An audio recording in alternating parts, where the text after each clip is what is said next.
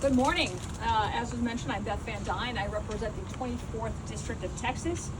Love being on the Ways and Means Committee and love being able to pass bipartisan bills that actually make a difference to Americans. It's great to be here with all of you, and I appreciate the members of the steel industry who have taken the time out of their busy work days to join us in Washington today to highlight the fight for the future of America's manufacturing sector. And as we know, China is blatantly violating trade agreements and finding loopholes to avoid being held accountable. I represent North Texas, home of one of the nation's top 2 suppliers of steel, Commercial Metals Company. And as I've heard from Commercial Metals, as well as leaders from the industry, American manufacturers are at a disadvantage because competitors like China are engaging in anti-free market practices. We've seen American steel producers get hurt by China's unfair practices.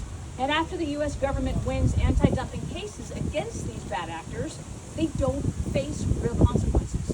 They become repeat offenders, country hopping, to be able to dodge trade remedies. So we've introduced legislation that will empower American workers and manufacturers by countering China's exploitative trade practices. The Level the Playing Field Act 2.0 pushes back on China's unfair trade.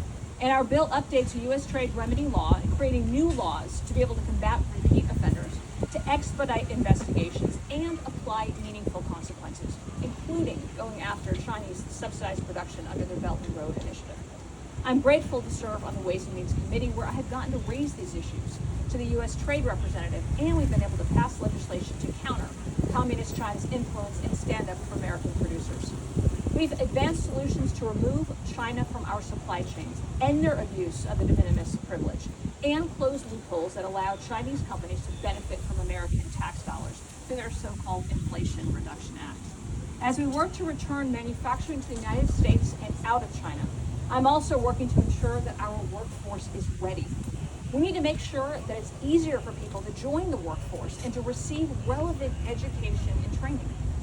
We look at trade and vocational schools as critical components, offering a common sense alternative to 4-year college degrees. And I'll be damned if these future graduates are going to enter the workforce at an automatic disadvantage to countries like China, which are notorious for using child and slave labor to produce inferior products that they dump into American markets.